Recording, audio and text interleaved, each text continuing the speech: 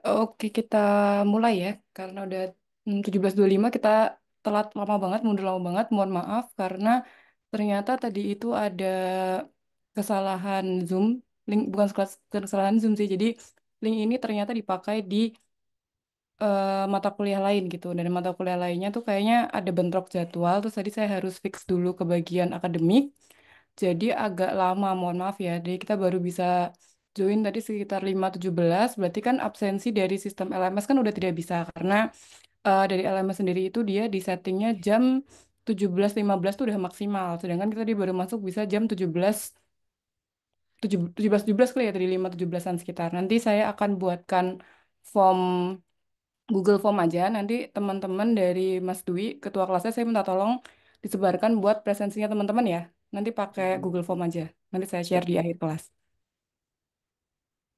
Oke, terus mungkin kita pertama-tama mungkin saya ini dulu ya, kita maaf dulu, saya mohon maaf lahir batin karena masih nuansa bulan Syawal juga. Terus kita juga baru ketemu setelah dari pertemuan pertama yang Ramadan itu ya, kita 2 minggu pertemuan ada asinkronus.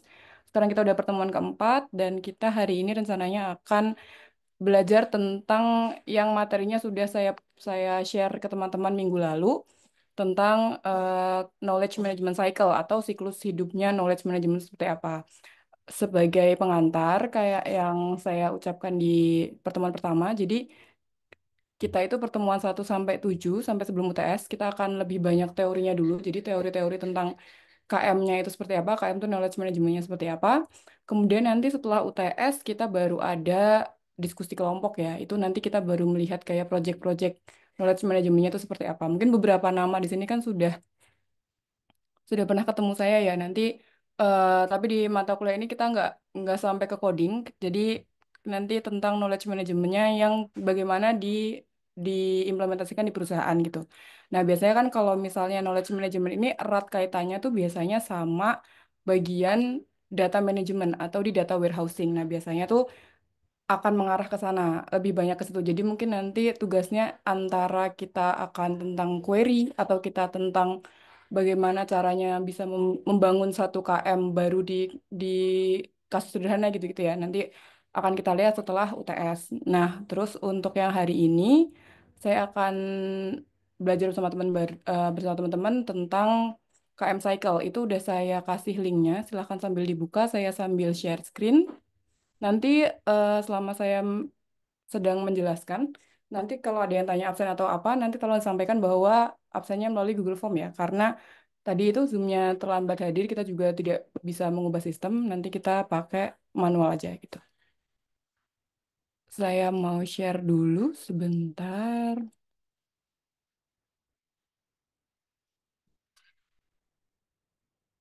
Oke, sudah terlihat ya layar saya ya? Sudah, Bu. Oke, silakan bisa sambil dibuka juga di slide-nya, tapi saya share-nya memang nggak editor ya, karena biar tidak teredit-edit. Oke, kita mulai. Jadi, hari ini kita akan belajar tentang knowledge management cycle atau siklus dari knowledge management. Kan dari pertemuan asinkronus yang kedua dan ketiga, mungkin teman-teman juga udah belajar secara mandiri, tapi mungkin belum kayak sebenarnya seperti apa sih siklus hidupnya knowledge management. Kalau kita kan kemarin sudah tahu kalau ada tacit knowledge, explicit, implicit, dan gitu-gitu ya. Kita akan lihat di hari ini apa aja dari siklusnya knowledge management. Table of content-nya atau materi kita hari ini ada 4 utama. Yang pertama ada pendekatan utama dari KM cycle-nya. Terus yang kedua ada siklus dari knowledge management terpadu atau kalau di bahasa lainnya atau bahasa Inggrisnya itu eh, integrated knowledge management cycle. Nah, ini dari materi ini saya itu ngambil dari bahannya. Nanti ada ya di reference terakhir di bukunya Silkir dari MIT. Nanti akan saya share ke teman-teman kalau teman-teman mau baca. Kemudian yang ketiga ada praktikal pengelolaan dari knowledge management. Jadi dari siklus terpadunya, dari integrated systemnya, kira-kira kalau dipraktekkan ke perusahaan atau di kantor, itu kira-kira seperti apa KM yang sesungguhnya gitu. Terus kemudian yang terakhir adalah key points. Jadi key points itu kayak summary atau ringkasan terakhir dari hari ini tuh sebenarnya yang kita pelajari apa gitu. Jadi ntar ke minggu depan kita akan masuk ke materi yang baru lagi gitu. Jadi kan materi di ketiga dan empat itu tentang KM Cycle. Nah, kita akan bahas di keempat ini. Oke, dari pendekatannya dulu. Nanti mungkin kalau sudah azan, kita ada jeda dulu ya, break 15 menit. Kalau misalnya belum selesai, kalau sudah selesai, nggak apa-apa nanti langsung selesai aja, nggak usah ada jeda gitu. Oke, yang pertama dari pendekatan utama knowledge management cycle. Kita akan membahas dari empat pendekatan utama, tapi nanti kita lihat dulu jadi backgroundnya tuh apa sih sampai kok ada beberapa pendekatan utama gitu, kayak major major approach-nya tuh kok bisa ada empat gitu. Sebenarnya di background story-nya tuh ada apa? Nah, nanti kita akan belajar dari teorinya Mayer dan Zek tentang KM cycle, ada Bukowitz dan William, ada McElroy, dan juga yang terakhir ada Wick KM cycle. Nah, teori-teori empat ini yang biasanya digunakan atau biasanya menjadi acuan dalam pembuatan knowledge management cycle di suatu perusahaan. Begitu. Nah, ini ya tujuan pembelajarannya atau nanti apa yang akan kita pelajari satu satu hari ini itu adalah yang pertama kita akan tahu bagaimana pengetahuan tentang individu, kelompok dan organisasi-organisasi ini maksudnya kantor ya.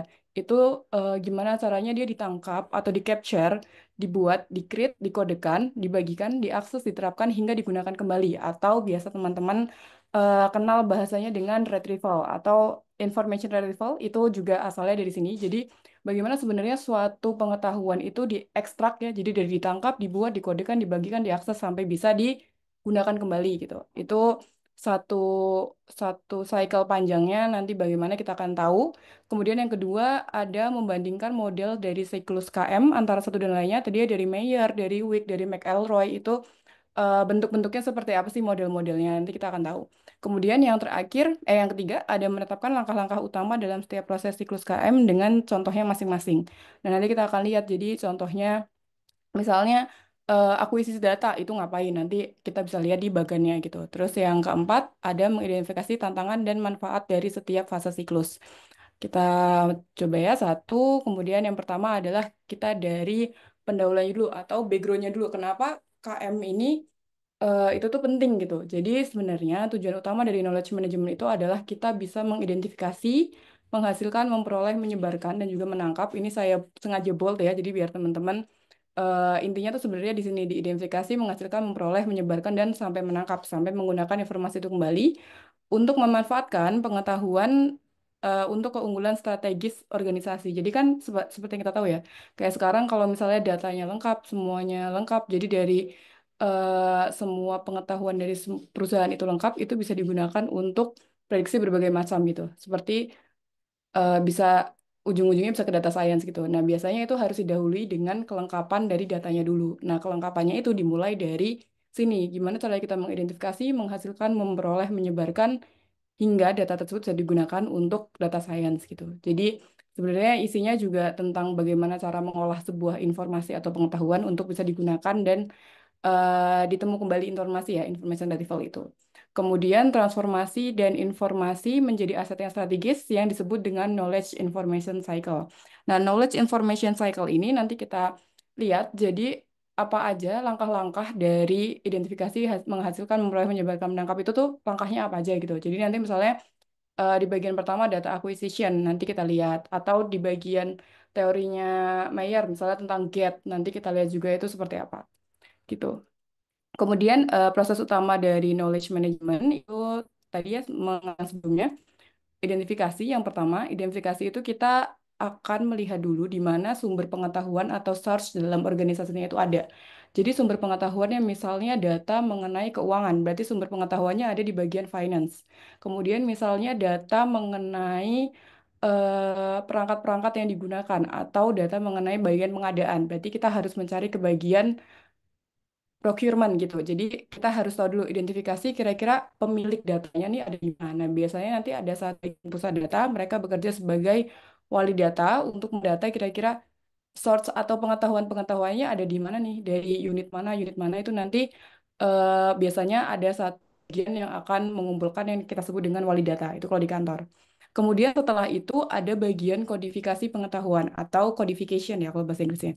Itu akan mengubah pengetahuan tersebut, pengetahuan yang masih benar-benar luas ya, yang misalnya tadinya dari kertas atau yang masih dari Google Form atau dari file-file survei lainnya itu akan diubah atau dikodifikasi sebagaimana untuk menjadi suatu informasi yang eksplisit. Jadi kalau eksplisit kan dia berarti udah dalam bentuk database, udah dalam bentuk yang siap dibagikan gitu ya.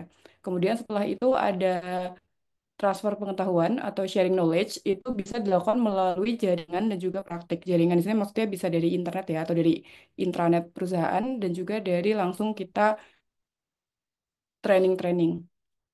Kemudian setelah itu ada koneksi antara manusia dan juga konten pengetahuan untuk pemecahan masalah dan pengambilan keputusan. Nah, ini yang paling penting. Jadi biasanya kita melakukan pencarian data-data itu kan ujung-ujungnya juga untuk mendapatkan pengetahuannya nih. Misalnya bagian dari bagian tadi ya, keadaan dia mengeluarkannya berapa nih atau bagian produksi dia produksinya berapa. Terus dari bagian keuangannya akan mengeluarkan revenue-nya berapa. Nah, nanti dari bagian marketing dia bisa mengambil keputusan kira-kira pemasaran yang paling cocok tuh seperti apa, market yang paling cocok tuh seperti apa. Itu berdasarnya juga dari pengetahuan-pengetahuan yang ada dalam satu organisasi atau satu perusahaan tersebut gitu.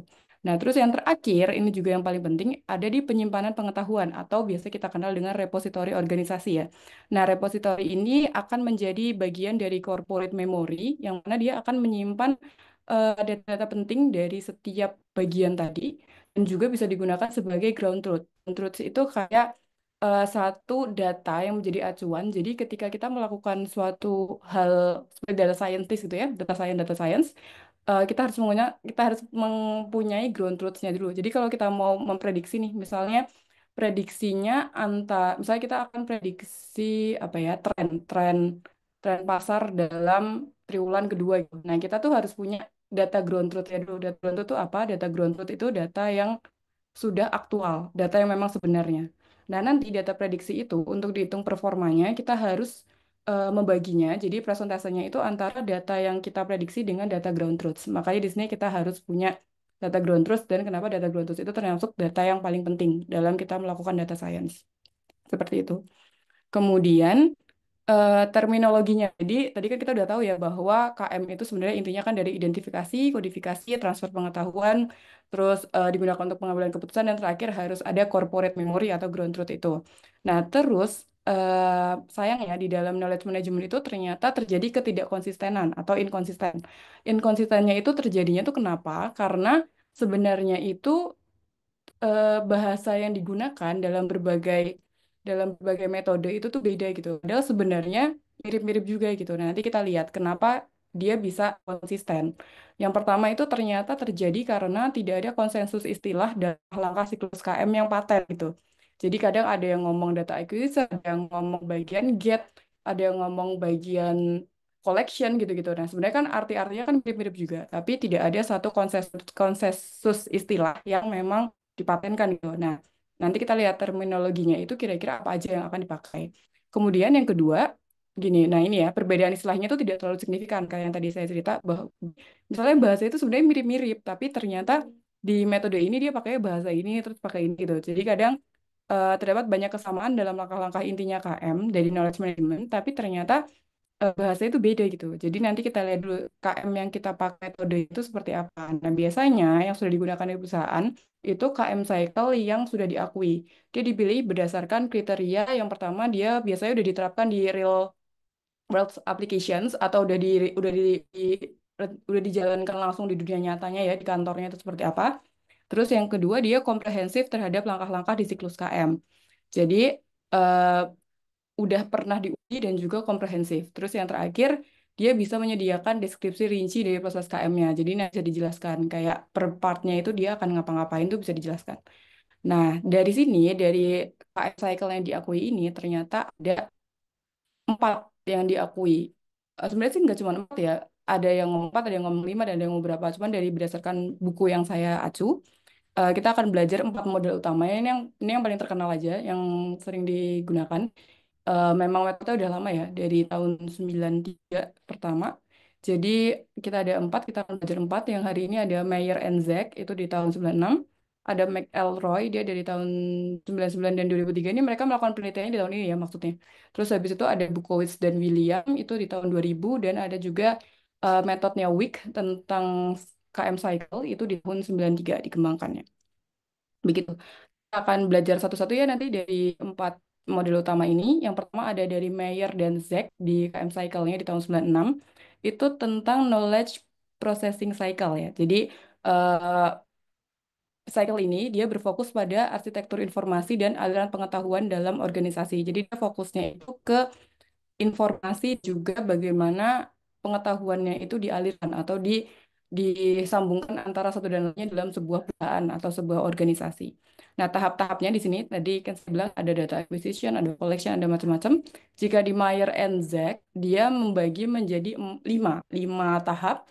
Yang pertama ada acquisition, itu untuk mengumpulkan, ini saya langsung saya ambil poinnya aja ya. Jadi sebenarnya pengertiannya panjang di buku tapi saya poinkan aja. Jadi acquisition itu kita mengumpulkan dulu pengetahuannya dari sumber internal atau eksternal. Nah, sumber internal eksternal tadi yang dicerita di awal bahwa bisa aja datanya itu kan berasal dari data luar kantor gitu ya. Karena misalnya data pemasaran kita butuh dari bagian gudang misalnya, kita bisa ngambil dari situ. Itu internal eksternal. Kemudian refinement kita akan menyaring, mengorganisasi dan memverifikasi pengetahuan agar pengetahuannya itu lebih berkualitas dan memang jadi datanya itu data yang betul gitu. Kemudian yang selanjutnya storage dan repository. Sebenarnya bahasanya mirip-mirip ya sama yang tadi kan. Ini ada storage dan repository di sini pasti untuk menyimpan ya, untuk menyimpan pengetahuan dari sistem KM-nya atau kalau di misalnya di data nyatanya kalau acquisition ini kita masih mengumpulkan pengetahuan dari misalnya dari hasil survei atau benar-benar yang masih dari kertas atau dari pengetahuan orang. Kemudian di refinement kita akan menyaring organisasi. Nah, ini kan biasa ya, dari data-data kan pasti ada data-data kotor. Nah, ini kita akan memverifikasi pengetahuannya tuh benar nggak, kita saring lagi, kita filter data-datanya itu seperti apa. Kemudian jika sudah benar, jika sudah bersih, kita masukkan ke storage dan repository. Di sini digunakan untuk menyimpan pengetahuan dalam sistem knowledge management. Jadi biasanya kalau sudah dibersihkan, dia akan dimasukkan ke database untuk disimpan. Nah, kemudian dimasukkanlah ke repository dan storage. Selanjutnya akan disebarluaskan menggunakan bagiannya namanya distribution dari Meyer and Zek.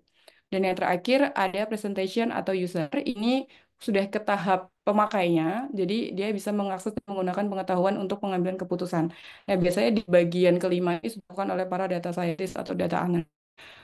Nanti kita lihat bagannya. Jadi setiap metode itu ada bagan-bagannya. Ini berikut bagannya ya. Jadi teman-teman bisa lihat nanti. Ini acquisition, refinement, storage retrieval, distribution, and presentation. Ini dari punyanya Meyer and Zek di KM Cycle-nya.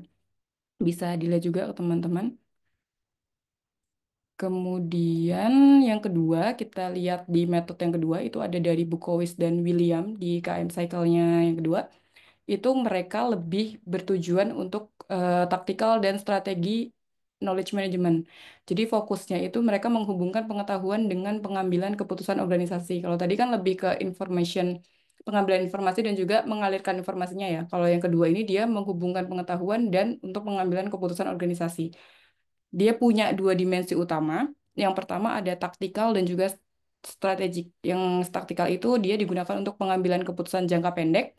Dan yang kedua dia untuk pengetahuan untuk membentuk keunggulan kompetitif yang jangka panjang. Nah, kekuatannya atau strength-nya dari punya Bukowski dan William ini itu adalah dia cocok untuk organisasi atau perusahaan yang berlaku dinamis dan dia menekankan pembelajaran yang berkelanjutan. Dinamis itu yang kayak gimana? Dinamis itu maksudnya di perusahaan itu tuh mereka tuh lebih cepat berubah gitu. Jadi perusahaannya nggak monoton ya. Misalnya di ada triwulan pertama mereka melakukan apa, triwulan kedua mereka bisa loncat dari sesuatu yang beda gitu. Nah, itu cocok knowledge management dilakukan dengan metodenya Bukowski dan juga William. Kita lihat dulu, ini ada bagannya tadi ya, kayak kalau dari Mayer NZ kan bahasanya get, kalau bahasanya acquisition, mohon maaf, kalau dari Bukowski dan William, dia dimulai dari knowledge ini di get atau didapatkan. Nah, ini kita lihat ya penjelasan masing-masing dari bagan ini itu seperti apa. Ini sebenarnya ada di buku, saya masukkan ke sini aja. Ini dari Bukowski dan William tahapannya ada 7. Kalau tadi kan dari Mayer and Zek ada 5 ya. Kalau dari Bukowski dan William kita ada 7. Yang pertama get itu digunakan untuk mengakses pengetahuan yang dibutuhkan sama ya kayak acquisition sebenarnya. Kemudian ada use. Nah, di sini dia use dulu. Dia mengaplikasikan pengetahuan untuk menyelesaikan tugas atau masalah. Kemudian ada learn. Learn itu berarti dia mengintegrasikan atau mempelajari ya hasil dari penggunaan pengetahuan untuk pembelajaran organisasinya. Kemudian yang keempat ada contribute, dia akan berbagi pengetahuan ke sistem. Ini berarti database-nya di bagian contribute. Kemudian ada access. Access tuh dia mengakses tuh kayak assessment ya, kalau teman-teman sering dengar kan assessment, dia berarti menguji atau mengevaluasi nilai pengetahuan yang akan digunakan. Kemudian ada build atau sustain, ini dia akan membangun dan mempertahankan aset pengetahuan. Misalnya sustain itu kan kita digunakan untuk memakai kembali, mendaur ulangkan sesuatu data gitu. Nah, ini ada di build and sustain. Kemudian yang terakhir ada defaced, dia melepaskan pengetahuan yang tidak lagi relevan. Jadi mungkin yang paling kita highlight di sini perbedaannya adalah di Bukowitz and William, dia ada satu tahap defaced di mana defaced ini tidak ada di bagiannya Meyer and Zack ya. Jadi dia di sini melepaskan pengetahuan yang nggak lagi relevan. Jadi pengetahuan-pengetahuan yang udah nggak dipakai nggak disimpan sama Bukowitz dan William. Karena apa? Karena apa? Mereka kuat sama organisasi yang dinamis ya karena ini. Jadi ketika datanya sudah tidak lagi relevan, mereka akan melepaskan dan tidak mereka gunakan lagi gitu. Selanjutnya yang ketiga ada McElroy KM Cycle. Ini dia lebih ke fokusnya pada produksi dan integrasi pengetahuan baru dalam organisasi. Jadi tadi kan udah mulai kelihatan ya beda-bedanya, nanti kita lihat lagi. Ini bagannya, jadi bagannya seperti ini ya, knowledge production, knowledge integration, distributed, business process and environment. Kita lihat di sini. Nah, jadi dari McElroy dia kebagi menjadi dua tahap yang utama yaitu knowledge production dan juga knowledge integration ini ya, knowledge production dan knowledge integration. Kita lihat masing-masing. Jadi di knowledge production dia akan melakukan identifikasi gap pengetahuan, kemudian pembelajaran individu dan kolektif, dan yang terakhir dia akan memvalidasi dan melakukan pengujian dari pengetahuan yang baru. Jadi kalau di bagiannya McElroy ini dia akan lebih fokus ke pengujian-pengujian atau pengetahuan data yang baru. Kemudian setelah di production, ada di bagian integration. Dia akan menyebarluaskan pengetahuan yang telah divalidasi, mengintegrasikan ke dalam probisnya atau proses bisnisnya, dan juga digunakan dalam pengambilan keputusan dan inovasi. Sebenarnya kalau teman-teman lihat, sebenarnya mereka tuh mirip-mirip, cuman memang bahasanya aja yang beda gitu. Nanti makanya ada satu tahap lagi yang disebut dengan integrated ya. Nanti kita lihat terakhir. Nah, kalau di bagiannya McElroy ini, dia memiliki kekuatannya menekankan penciptaan pengetahuan baru, bukan hanya di distribusi, tapi yang sudah ada. Begitu.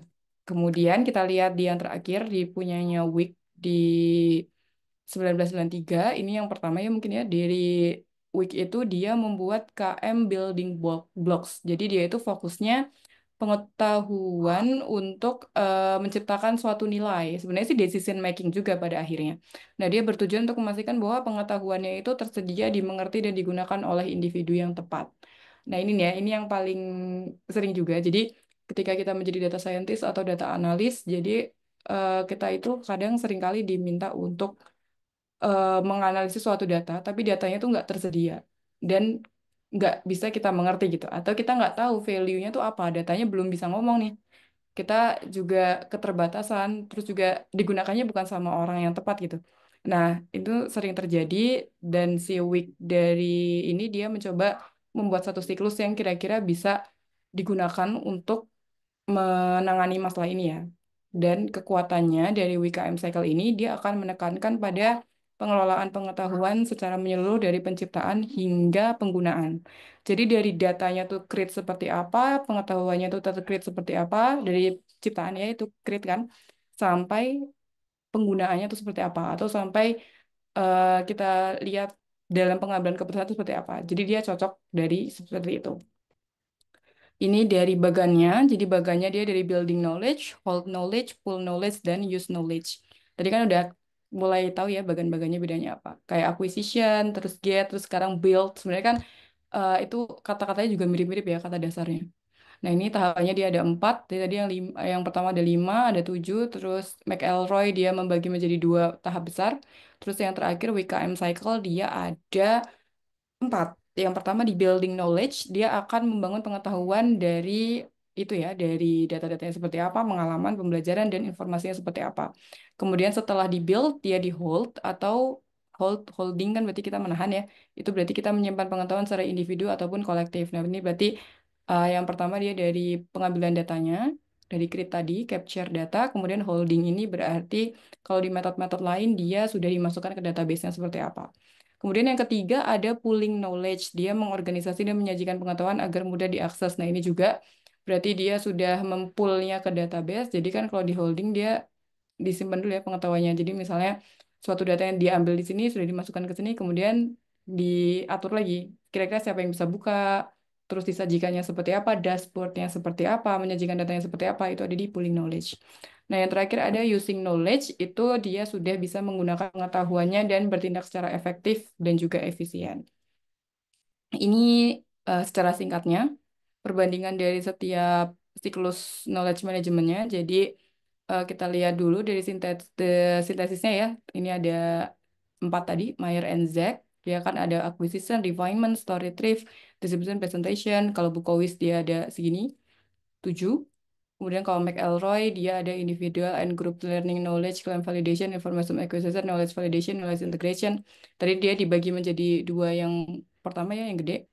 Kemudian dari week dia ada creation, searching, compilation, transformation, dissemination, application sampai value realization gitu. Jadi dari 4 ini ini bisa digunakan tergantung dari perusahaannya tujuannya apa. Apakah dia tadi untuk pengetahuan baru, apa dia untuk perusahaan yang dinamis, atau dia hanya untuk ya udah perusahaan yang mengalir aja informasinya, atau dia butuh yang bagaimana itu nanti bisa disesuaikan dengan siklus KM-nya masing-masing di setiap perusahaan.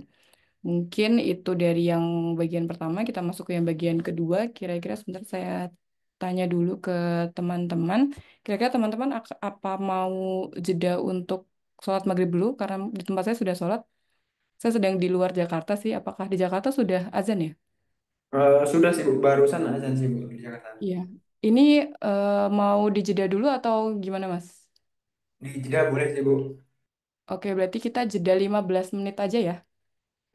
Siap Bu, siap Bu. Jeda 15 menit nanti kita mulai lagi jangan 15 menit, 10 menit aja mungkin ya cukup ya. Insya Jam Allah Bu. ya jam 15 jam 8, maaf, maaf, jam 18.02 lah, 18.02.05 ya. Nanti kita mulai lagi. Oke, Oke saya Bu. jeda.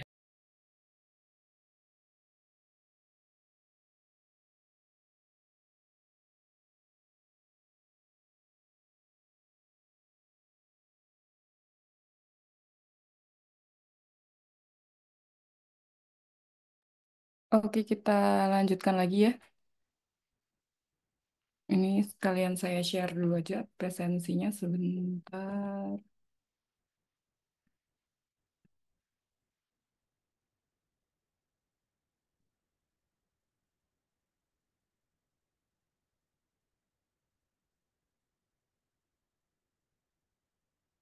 Itu link Google Form untuk absennya ya udah saya share. Silahkan sambil absen teman-teman sambil saya lanjutin.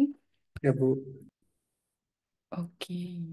Oke, nanti kita semoga setengah 7 udah selesai ya semoga.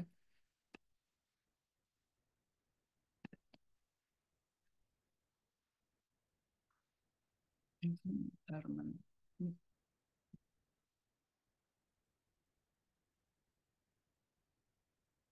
Oke, kita kurang 3 lagi, tapi yang saya itu udah nggak panjang sih. Jadi dari keempat tadi metode, kita akan melakukan kayak integrasinya. Jadi dari keempat metode itu kan tadi bahasanya beda-beda ya.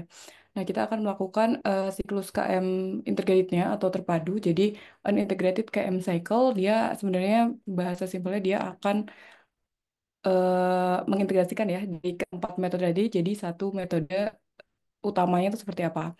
Nah, backgroundnya atau latar belakangnya itu dari 4 model KM itu memiliki istilah yang berbeda, tapi sebenarnya mereka memproses tipe pengetahuan yang mirip. Tadi kan sudah kita bahas ya satu-satu. Nah, melalui sintesis itu terbentuklah satu siklus KM terpadu atau disebut dengan integrated KM cycle. Dia akan menggabungkan langkah-langkah dari inti semua model dan kemudian awalnya terbentuk 10 langkah proses utama dari knowledge management dari hasil sintesis dari 4 model tadi Zenmeyer, McElroy, Wick dan juga Bukowis dan William. Ini kita sintesis menjadi 10 langkah utama. Itu dari buku ya yang mensintesis. Ini ada ini ya 10. Jadi dia dari knowledge capture, creation, contribution itu yang bagian pertama. Kemudian knowledge filtering selection tadi kan ada juga. Kemudian modification, refinement, sharing, access, learning, application, evaluation, reuse, and development. Tapi kalau misalnya 10 ini kan juga panjang juga ya sebenarnya. Nah, mereka sebenarnya juga bisa disatukan dijadikan satu-satu gitu. Jadi bisa berapa poin itu bisa digabungkan menjadi satu. Nah, kemudian dilakukan lagi menjadi tiga utama. Jadi dari integrated KM cycle itu diambil tiga utama. Yang paling penting itu apa? Nah, integrated cycle itu jadi ada ini ya, knowledge capture and or creation, terus sharing and dissemination atau diseminasi, kemudian acquisition and application. Tapi dia akan terus mengupdate. Jadi bentuknya kan cycle ya. Cycle itu kan berarti dia akan terus jalan jadi dari akuisisi, jadi capture, sharing, dissemination dia akan terus berputar. Nah, penjelasannya ada di masing-masingnya seperti ini. Jadi knowledge capture and or creation itu dia akan mengidentifikasi dan juga penciptaan. Jadi dari data creatingnya ya, dari data create knowledge-nya itu knowledge yang baru dari internal ataupun eksternal. Tadi sama ya, kayak setiap metode kan ada bagian ini. Kemudian yang kedua adalah harus dilakukan knowledge sharing dan juga diseminasi. Itu pengetahuannya itu akan dibagikan dan juga dikontekstualisasikan agar dipahami dan juga digunakan. Jadi dari sini biasanya dilakukan oleh orang-orang yang memang sudah dilakukan di bagian data warehouse ya, data warehouse atau data science-nya di setiap perusahaan. Kemudian di yang terakhir ada di knowledge acquisition dan juga application. Nah, dari data ini itu pengetahuannya akan bisa dipelajari, digunakan, dievaluasi dan menghasilkan pembaruan siklus. Jadi ketiga ini akan terus berputar. Jadi dari capture, creation, sharing, dissemination, acquisition, application itu akan terus berputar seperti ini. Jadi tiga mayor utama dari setiap perusahaan itu harus ada tiga ini. Nah, dari base-nya atau metode awalnya mereka mau pakai yang mana itu balik lagi ke organisasi atau perusahaannya. Tapi dari buku itu dia menyarankan bahwa diambil aja tiga major cycle-nya gitu. Ini tiga major cycle-nya. Kemudian implikasi atau strategi KM cycle-nya itu nih ya, strategic implication of the KM cycle. Ini implikasinya dia ada beberapa, ada lima ya, ada lima. Yang pertama ada pengetahuan sebagai decision making atau pembuat keputusan tadi ya. Nah, pengambilan keputusannya ini pengetahuannya akan digunakan sebagai landasan utama untuk perilaku cerdas dan juga kompeten di tiga level, yaitu individu, kelompok, dan organisasi. Jadi kan memang kembali kalau kita di kantor, kita melakukan pekerjaan kita, itu kan kita terbagi di individu, tim, atau kelompok, dan juga untuk kepentingan perusahaan gitu. Jadi pengetahuan sebagai decision making-nya harus ada di landasan utama untuk perilaku cerdas yang kompeten di tiga level ini. Jadi tiga level ini harus tahu tujuannya mau apa untuk menghasilkan decision making. Kemudian refleksi dan organisasi pengetahuan itu untuk memanfaatkan aset pengetahuan yang sudah diperoleh. Jadi perusahaan atau organisasinya harus secara sadar itu tahu merefleksikan apa sih yang udah jadi gitu. Kayak pelajaran apa yang ada dan juga praktikalnya itu seperti apa. Itu refleksi dan organisasi pengetahuan. Kemudian desain arsitektur pengetahuan itu dibutuhkan desain arsitektur pengetahuan untuk memproses dan mentransformasi pengetahuan dengan cara yang terstruktur. Ini mirip dengan pengolahan produk informasi. Jadi pengetahuannya sampai pengguna itu tepat dan juga bisa digunakan dengan baik. Nah, biasanya ini tuh nanti kita bisa tahu ya kayak misalnya bagian di pemasaran itu kira-kira unit apa saja yang bekerja, terus bagian produksi kira-kira apa saja yang terkait untuk kita tahu kira-kira butuh seberapa banyak yang harus diproduksi, itu kira-kira unit apa saja yang dihubungi atau dijadikan tim itu apa aja itu ada di desain arsitektur pengetahuan. Kemudian tujuan utama dia mempertahankan dan berbagi pengetahuan dengan audiens yang lebih luas. Audiens yang lebih luas itu berarti bisa digunakan antar bidang atau kalau di kantor bisa disebut ya antar bagian ya. Jadi misalnya bagian ini bisa menggunakan bagiannya siapa dan bertukar terus gitu. Kemudian peran teknologi dalam budaya organisasi. Di sini teknologi informasi dan komunikasi itu bisa seperti groupware, internet. Internet kan ada di setiap kantor, repositori pengetahuan. Kemudian ada menyediakan infrastruktur untuk mendukung proses ini. Nah, infrastrukturnya juga salah satu yang paling penting ya, karena biasanya untuk menyimpan repositori kan juga pasti jatuh balik-balik lagi ke infrastrukturnya ya. Apakah ada apa ya, saya komputernya apakah ada, terus servernya apakah berkupi, itu kan semua ada di infra. Nah, infranya itu kira-kira mendukung apa enggak. Itu peran teknologinya. Kemudian proses bisnis juga penting atau probis dan budaya dari organisasinya itu bisa menciptakan insentif serta kesempatan bagi semua pekerja pengetahuan untuk aktif berpartisipasi dalam siklus manajemen pengetahuan. Kemudian yang keempat atau di key points-nya, jadi ini terakhir sebelum kita nanti selesai. Jadi intinya dari tadi yang udah kita pelajari itu key points-nya apa yang bisa kita ambil eh, atau atau ringkasannya. Jadi yang pertama tadi kita udah belajar empat metode atau model utama dari KM Cycle. seperti yang dilakukan oleh McElroy, Wick, Bukovic William, dan Mayer Enzai. Kita udah tahu ya tadi masing-masingnya ada apa. Nanti teman-teman bisa lihat lagi di setiap siklusnya itu seperti apa. Kemudian yang kedua, dengan membandingkan dan dengan kita tahu setiap siklusnya itu ngapain aja, kita bisa melakukan itu ya, membedakan antar setiap pendekatan dan juga kita bisa memvalidasi pendekatan melalui pengalaman dan hingga saat ini di praktek knowledge manajemennya. Jadi tahapan utama dari KM cycle-nya itu tadi ya yang tiga major yang paling penting itu dalam setiap bahan harus ada knowledge capture and creation, knowledge sharing and dissemination, dan juga knowledge acquisition and application. Kemudian yang terakhir di materi kita hari ini itu proses-proses utama dalam siklus KM-nya itu yang pertama ada penilaian nilai konten berdasarkan tujuan organisasi, terus ada kontekstualisasi konten agar bisa sesuai dengan berbagai pengguna. Ini yang tadi yang terakhir. Dan yang terakhir ada pembaruan konten secara terus-menerus termasuk pengasipan, modifikasi cakupan objek pengetahuan sesuai kebutuhan. Nah, itu yang tadi cycle segitiga itu. Jadi proses utama dari KM-nya tuh ada di sini ini ya tadi knowledge capture creation, knowledge sharing, dissemination, dan knowledge acquisition application. Jadi key points atau bahasan utama atau topik penting dari yang kita pelajari hari ini itu tuh ada di rangkuman slides yang ini. Nanti silakan teman-teman baca lagi kalau misalnya akan memperdalam atau misalnya ada yang terlewat. Mungkin materi kita hari ini nih ya referensinya saya ambil dari bukunya Dalkir Knowledge Management Theory in Practice dari MIT Press. Silahkan teman-teman kalau mau download dia bisa free download. Itu dia yang merangkum secara lengkap ya di bukunya itu ada. Cuman saya ngambil poin-poinnya aja. Kemudian referensi lainnya bisa dilihat juga. Silahkan. Tapi referensi utama ada di nomor satu. Sekian dari materi kita hari ini. Mungkin ada yang mau ditanyakan dulu dari teman-teman atau sudah cukup? Eh, Presensi, gimana? ini sih Bu, mau tanya ini sih Bu.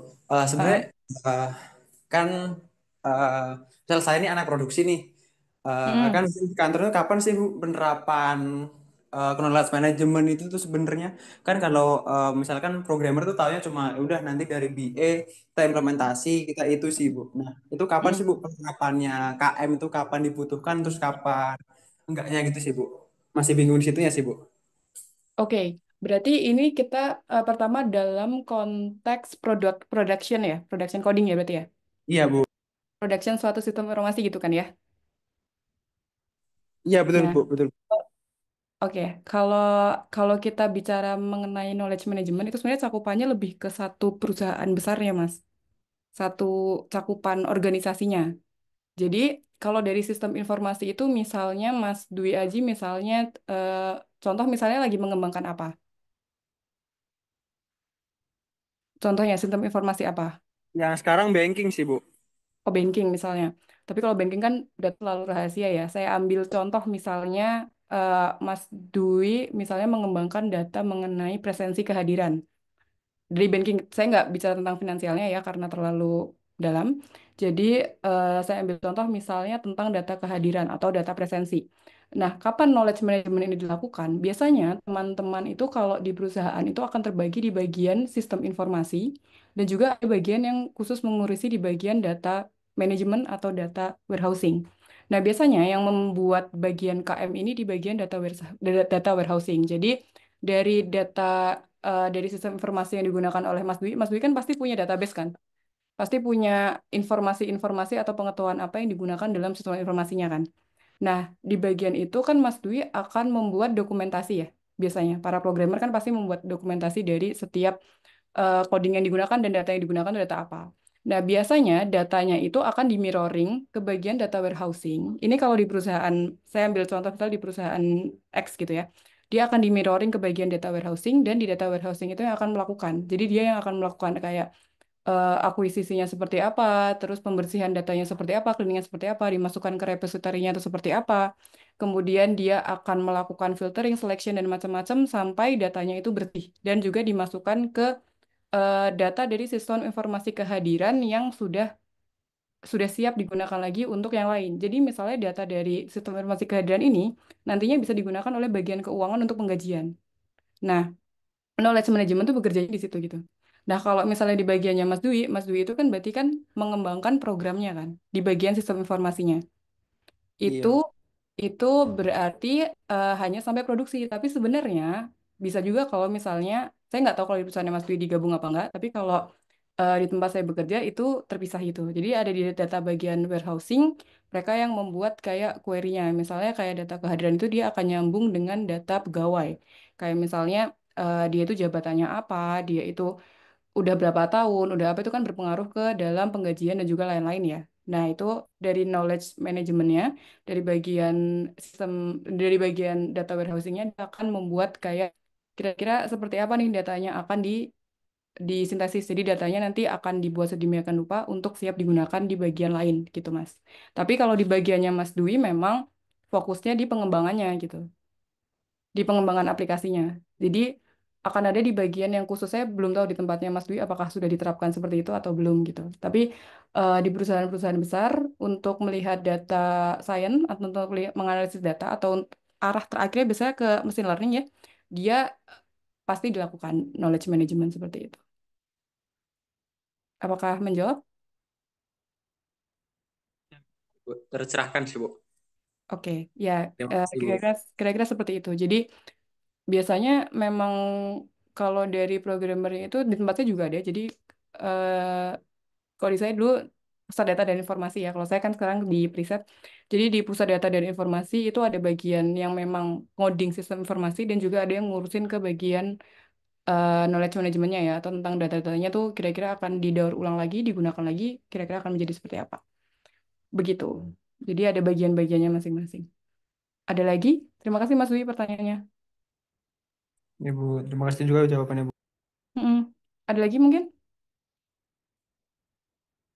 Presensinya boleh sambil di ini ya, diisi teman-teman. Oke, saya udah cek, udah masuk sih.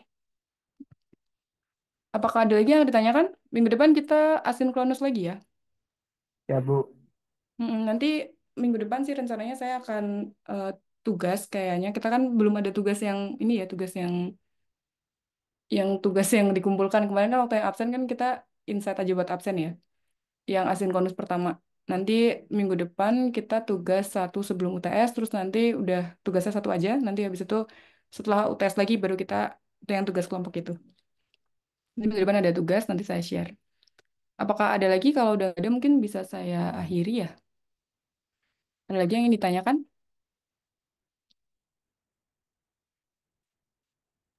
Dari saya cukup sih, Bu. Oke, yang lain cukup? Oke, cukup. Berarti mungkin kita pelajarannya yang hari ini sampai sini dulu. Nanti minggu depan kita asinkron. Asinkronnya ngerjakan tugas aja sambil mungkin ada materi sedikit atau mungkin kalau enggak ya saya kasih tugas aja. Terus kemudian nanti kita ketemu lagi di pertemuan ketujuh ya, satu sebelum UTS. Itu nanti kita akan bahas kisi-kisi UTS-nya seperti apa. Biasanya saya kayak gitu. Mungkin itu dari saya hari ini. Terima kasih banyak teman-teman atas kehadirannya. Mohon maaf tadi ada menunggu agak lama ya di Zoom-nya. Nanti kita ketemu lagi berarti 2 minggu lagi. Dari saya cukup. Terima kasih. Wassalamualaikum warahmatullahi wabarakatuh. Mohon maaf jika ada salah-salah kata ya. Waalaikumsalam warahmatullahi Waalaikumsalam wabarakatuh. warahmatullahi Bu. Terima kasih. wabarakatuh. Bu. Ya.